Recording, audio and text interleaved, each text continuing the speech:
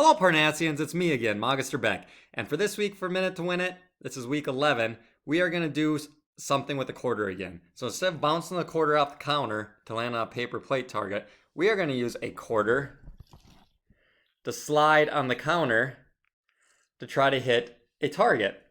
So I chose a marker.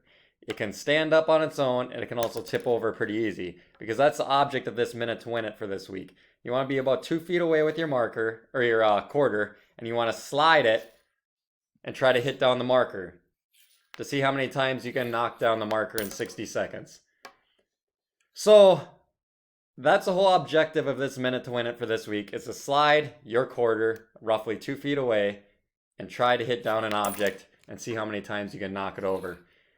Now, to make it really difficult, if you want to try challenging yourself, try setting your timer a second time to do it 2 times. So slide the quarter and try to touch the marker without knocking it over. Oh, I knocked it over that time. But see, it's going to be a lot more difficult. You got to have a really nice, soft touch. See, I touched it there, I didn't knock it over. I touched it there, didn't knock it over.